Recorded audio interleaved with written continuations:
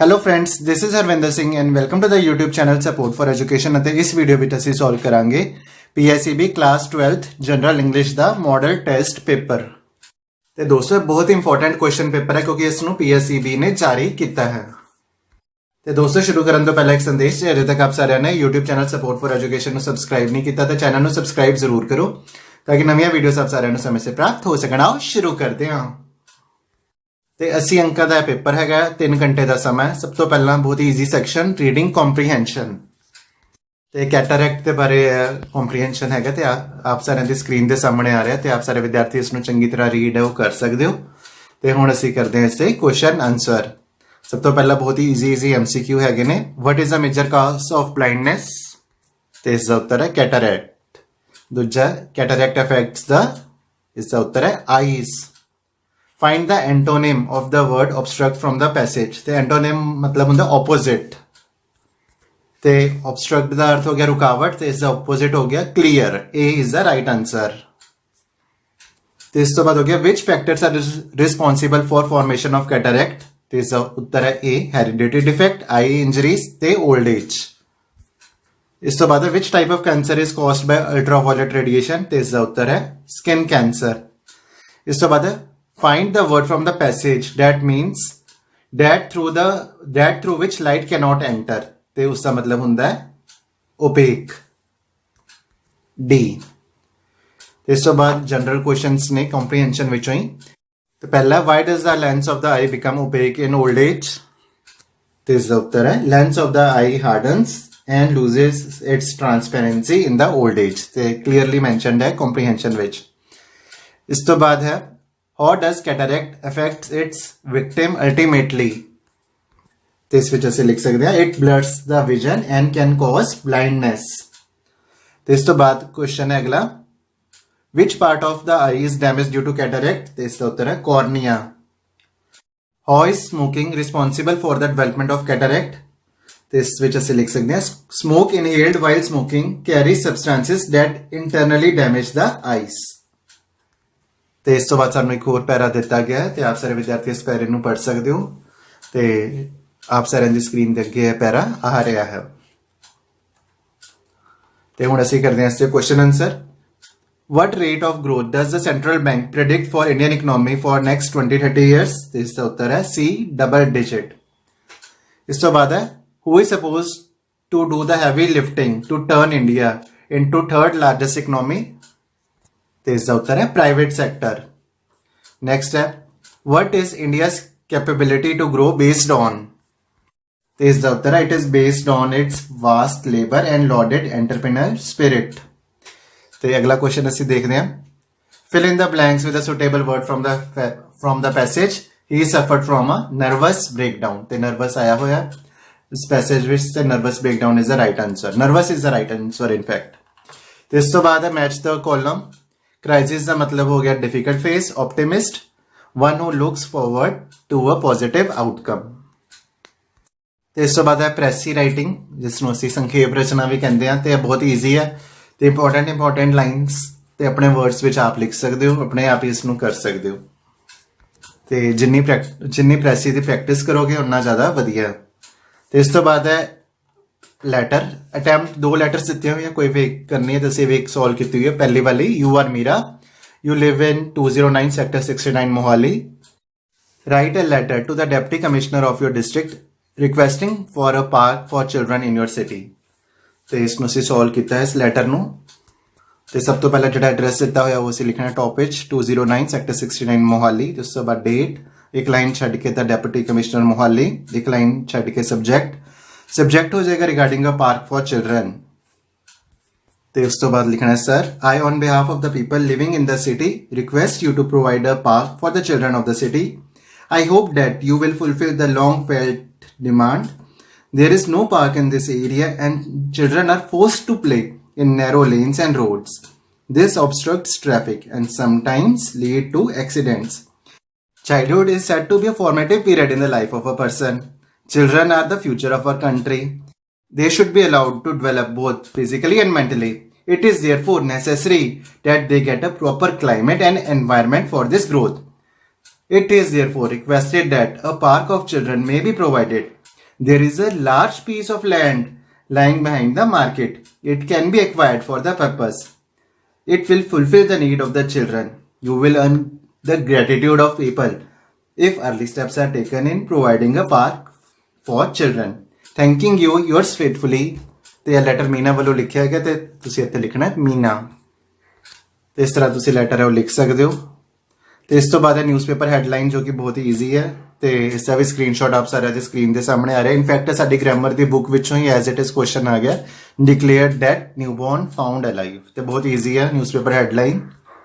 ਤੇ ਉਸ ਤੋਂ ਬਾਅਦ ਹੈ ਈਮੇਲ ਰਾਈਟਿੰਗ। ਤੇ ਇਸ ਵਿੱਚ you are Roshan, write an email to your friend Sham inviting him for the opening ceremony of your new office. ਤੇ ਬਹੁਤ ਈਜ਼ੀ ਹੈ ਤੇ ਇਸ ਗੱਲ ਦਾ ਧਿਆਨ ਰੱਖਣਾ ਕਿ ਸ਼ਾਮ ਨੂੰ ਈਮੇਲ ਲਿਖਣੀ ਤੇ ਰੋਸ਼ਨ ਵੱਲੋਂ ਲਿਖੀ ਜਾਣੀ, ਬਸ ਇਹ ਕਰੈਕਟਰਸ ਦੇ ਨਾਲ ਤੁਸੀਂ ਈਮੇਲ ਵਿੱਚ ਲਿਖਣਾ। ਤੇ ਸਭ ਤੋਂ ਪਹਿਲਾਂ to sham@gmail.com ਤੇ ਡੇਟ ਪਾ ਦੇਣਾ ਹੈ ਤੇ ਉਸ ਤੋਂ ਬਾਅਦ ਟਾਈਮ ਤੇ ਉਸ ਤੋਂ ਬਾਅਦ ਇੱਕ ਖਾਲੀ ਸਪੇਸ ਮੀਨਸ ਕਿ ਨੈਕਸਟ ਲਾਈਨ ਵਿੱਚ @cc@bcc ਤੇ ਉਸ ਤੋਂ ਬਾਅਦ ਸਬਜੈਕਟ ਵਿੱਚ ਤੁਸੀਂ ਲਿਖਣਾ ਹੈ invitation for opening ceremony of new office. ਤੇ ਉਸ ਤੋਂ ਬਾਅਦ ਤੁਸੀਂ ਲਿਖਣਾ ਹੈ ਥੱਲੇ Dear Sham, I am writing this email to invite you for the opening ceremony of my new office. It's been quite a while since I met you and I would like you to honor me by being a guest on this opening ceremony. The ceremony will be held at 11 a.m. at 120 Sector 125 Mohali. With regards, ਹੁਣ ਥੱਲੇ ਰੋਸ਼ਨ ਲਿਖਣਾ ਕਿਉਂਕਿ ਇਹ ਰੋਸ਼ਨ ਨੇ ਲਿਖੇ ਸੀਗੇ। ਤੇ ਹੁਣ ਇਸ ਤੋਂ ਬਾਅਦ ਹੈ ਟ੍ਰਾਂਸਲੇਸ਼ਨ ਇਨਟੂ ਪੰਜਾਬੀ ਜਾਂ ਹਿੰਦੀ। ਸ਼ੀ ਫॉरਗॉट ਹਰ ਪਰਸ ਐਟ ਹੋਮ। ਉਹ ਆਪਣਾ ਪਰਸ ਘਰ ਹੀ ਭੁੱਲ ਗਈ ਸੀ। ਡੋਂਟ ਕਿਲ ਐਨੀਮਲਸ, ਜਾਨਵਰਾਂ ਨੂੰ ਨਾ ਮਾਰੋ। It was pitch dark outside, ਬਾਹਰ ਕੁੱਪ ਹਨੇਰਾ ਸੀ। ਤੇ ਇਸ ਤੋਂ ਬਾਅਦ translate to English any two, ਵੈਸੇ ਦੋ ਹੀ ਕਰਨੇ ਆ ਕੋਈ। ਕੀ ਤੁਸੀਂ ਕਿਰਾਏ ਦੇ ਮਕਾਨ ਵਿੱਚ ਰਹਿੰਦੇ ਹੋ? Do you live in a rented house? ਗਰੀਬ ਦਾ ਮਜ਼ਾਕ ਨਾ ਉਡਾਓ। Don't make fun of the poor. ਉਹ ਟੇਢੀ ਖੀਰ ਹੈ, ਹੀ ਇਜ਼ ਕ੍ਰੂਕਡ। ਤੇ ਉਸ ਤੋਂ ਬਾਅਦ ਫਿਲ ਇਨ ਦਾ ਬਲੈਂਕਸ। ਤੇ dash mother is a teacher ਤੇ ਇਸ ਵਿੱਚ ਤੁਸੀਂ ਲਿਖ ਸਕਦੇ ਹੋ his mother is a teacher ਜਾਂ her mother is a teacher ਜਾਂ ਹਿਜ਼ ਜਾਂ ਹਰ ਲਿਖ ਸਕਦੇ ਹੋ। The cat drink all the milk I had ਤੇ ਇਸ ਵਿੱਚ TH ਹੀ ਦ ਆ ਜਾਏਗਾ। ਤੇ ਉਸ ਤੋਂ ਬਾਅਦ how many students R present today ਤੇ ਇਸ ਤਰ੍ਹਾਂ ਤੁਸੀਂ ਇਹ ਫਿਲਅਪਸ ਕਰ ਸਕਦੇ ਹੋ। ਤੇ ਉਸ ਤੋਂ ਬਾਅਦ ਹੋ ਗਏ ਹੋਰ ਫਿਲਅਪਸ। ਤੇ ਸਭ ਤੋਂ ਪਹਿਲਾਂ ਆ ਜਾਏਗਾ dancing is my passion and we eat to live. ਤੇ ਇਸ ਤੋਂ ਬਾਅਦ ਹੋ ਜਾਏਗਾ rewrite the sentences. He is too young to travel alone ਤੇ ਇਸ ਦਾ ਹੋ ਜਾਏਗਾ he is so young that he can not travel alone. ਤੇ ਉਸ ਤੋਂ ਬਾਅਦ change the degree of comparison ਤੇ ਸੈਂਟੈਂਸ ਹੈ rose is a most beautiful flower ਤੇ ਇਸ ਦਾ ਹੋ ਜਾਏਗਾ rose is more beautiful than any other flower. ਤੇ ਜਦੋਂ ਵੀ ਤੁਸੀਂ ਸੈਂਟੈਂਸ ਨੂੰ ਟਰਾਂਸਫਾਰਮ ਕਰੋ, ਰੀਰਾਈਟ ਕਰੋ, ਜਿਵੇਂ ਅਸੀਂ ਪੰਜਾਬੀ ਵਿੱਚ ਕਹਿੰਦੇ ਹਾਂ ਕਿ ਵਾਕ ਵਟਾਂਦਰਾ ਕਰੋ, ਤੇ ਵਾਕ ਦਾ ਜਿਹੜਾ ਅਰਥ ਹੈ, ਜਿਹੜਾ ਉਸਦਾ ਮੀਨਿੰਗ ਹੈ, ਉਹ ਚੇਂਜ ਨਹੀਂ ਹੋਣਾ ਚਾਹੀਦਾ। ਇਸ ਗੱਲ ਦਾ ਤੁਸੀਂ ਧਿਆਨ ਰੱਖਣਾ। ਇਸ ਤੋਂ ਬਾਅਦ change the voice, change the sentences into passive voice. My mother Becks tasty cakes. Tasty cakes are baked by my mother. They are singing Hindi songs. Hindi songs are being sung by them. The direct to indirect speech conversion. He said to me, I am ill. He told me that he is ill. This is the literature. How did the parent-teacher meeting end? Hassan's attendance problem. So 1 mark the question है. This is the parent-teacher meeting ended fruitlessly. Name the writer of the chapter in celebration of being alive. Dr. Christian Barnard. Ghadar Party was formed in 1913. 1913. True या false? ते है true. इस तो बाद the Washington Post was a तो इसका उत्तर आएगा newspaper क्योंकि Washington Post was a newspaper. How old was Helen Keller when her autobiography was published? तो she was 22. है साडी book में साफ साफ लिखा। Who was walking after Ochomello? तो इसका उत्तर है येल्ड्रिन। Dash is the writer of the chapter the barber's trade union. Mulk Raj Anand. तो इस तो बाद Karam Singh village was 3 miles from Tarn Taran. ते फॉल्स है क्योंकि इट वाज नियरली 4 miles। ते बुक विच साफ साफ लिखा हुआ। इस तो बाद who was the owner of the modern frameworks? तो इसका उत्तर है Datta. Dash was the most difficult day for the children? The blind day. ਤੇ ਇਸ ਤੋਂ ਬਾਅਦ ਪੋਇਮਸ ਦਾ ਸਾਨੂੰ ਸਟੈਂਜ਼ਾਸ ਗਿਵਨ ਹੈ ਤੇ ਅਸੀਂ ਆਨਸਰਸ ਕਰਨੇ ਆ। ਤੇ ਪਹਿਲਾਂ ਆਪ ਸਾਰੇ ਸਟੈਂਜ਼ਾ ਨੂੰ ਦੇਖ ਲਓ ਤੇ ਉਹ ਆਪ ਸਾਰੇ ਦੀ ਸਕਰੀਨ ਦੇ ਸਾਹਮਣੇ ਉਹ ਆ ਰਿਹਾ ਤੇ ਇਸ ਨੂੰ ਰੀਡ ਵੀ ਕਰ ਲੈਣਾ ਚੰਗੀ ਤਰ੍ਹਾਂ। ਤੇ ਹੁਣ ਅਸੀਂ ਕੁਐਸਚਨ ਆਨਸਰਸ ਕਰਦੇ ਹਾਂ। Name the poem and the poet. ਤੇ ਪੋਮ ਹੋ ਗਈ ਦ ਇਕੋਇੰਗ ਗ੍ਰੀਨ, ਪੋਇਟ ਹੈ William Blake. Write the rhyming scheme of the first 4 lines of the given stanza. ਤੇ ਹੁਣ ਅਸੀਂ ਦੇਖਦੇ ਹਾਂ ਵੀ ਵੇਰੀ ਨੂੰ ਕਰ ਲੈਂਦੇ ਆ ਏ, ਤੇ ਮੈਰੀ ਵੀ ਰਾਈਮ ਕਰ ਰਿਹਾ ਤੇ ਉਹ ਹੋ ਗਿਆ ਏ, ਤੇ ਏ ਤੇ ਉਸ ਤੋਂ ਬਾਅਦ ਹੋ ਗਿਆ ਡਿਸੈਂਡ ਦਾ ਹੋ ਗਿਆ ਬੀ, ਤੇ ਐਂਡ ਵੀ ਹੋ ਗਿਆ ਬੀ, ਤੇ ਰਾਈਮ ਸਕੀਮ ਹੋ ਗਈ ਏ ਬੀ ਬੀ। ਤੇ ਇਸ ਤੋਂ ਬਾਅਦ why has the echoing green become the darkening green? क्यों होगी? Because the sun sets, the night falls, and the echoing green becomes the darkening green. Name the figure of speech used in the lines many sisters and brothers like birds in their nest are ready for rest. ਤੇ ਇਸ ਵਿੱਚ ਜਿਹੜਾ figure of speech use ਹੋਇਆ ਉਹ ਹੈ ਸਿਮਲੀ। ਤੇ ਅਸੀਂ figure of speech ਦੀ ਇੱਕ ਵੀਡੀਓ ਵੀ ਬਣਾਈ ਹੋਈ ਹੈ ਜਿਸ ਵਿੱਚ ਅਸੀਂ ਦੱਸਿਆ ਕਿ ਸਿਮਲੀ ਕੀ ਹੁੰਦਾ ਤੇ ਮੈਟਾਫਰ ਕੀ ਹੁੰਦਾ, ਪਰਸੋਨੀਫਿਕੇਸ਼ਨ ਕੀ ਹੁੰਦਾ, ਐਲੀਟਰੇਸ਼ਨ ਕੀ ਹੁੰਦਾ। ਤੇ ਜੇ ਕਿਸੇ ਨੇ ਉਹ ਵੀਡੀਓ ਨਹੀਂ ਦੇਖੀ ਤਾਂ ਉਸਨੂੰ ਜ਼ਰੂਰ ਦੇਖਣਾ। ਤੇ ਵੈਸੇ ਤਾਂ ਕੋਈ ਵੀ ਇੱਕ ਸਟੈਂਜ਼ਾ ਕਰਨਾ ਸੀਗਾ ਬਟ ਦੂਜਾ ਸਟੈਂਜ਼ਾ ਵੀ ਇੰਪੋਰਟੈਂਟ ਹੈ ਤੇ ਅਸੀਂ ਉਹ ਵੀ ਸੋਲਵ ਕਰ ਲੈਂਦੇ ਹਾਂ। ਤੇ ਸਟੈਂਜ਼ਾ ਆਪ ਸਾਰਿਆਂ ਦੀ ਸਕਰੀਨ ਦੇ ਸਾਹਮਣੇ ਆ ਰਿਹਾ ਤੇ ਆਪ ਸਾਰੇ ਵਿਦਿਆਰਥੀ ਉਸ ਨੂੰ ਪੜ੍ਹ ਸਕਦੇ ਹੋ। ਫਿਰ ਅਸੀਂ ਸਟਾਰਟ ਕਰਾਂਗੇ ਉਸਦੇ ਆਨਸਰਸ। ਤੇ ਆਨਸਰ ਹੈ ਕੋਈ ਫਸਟ ਕੁਐਸਚਨ ਹੈ rather name the poem and the poet. ਤੇ ਪੋਮ ਹੋ ਗਈ ਓਨੈਸਟ ਬਲਾਈਂਡਨੈਸ, ਪੋਇਟ ਹੈ ਜੌਨ ਮਿਲਟਨ।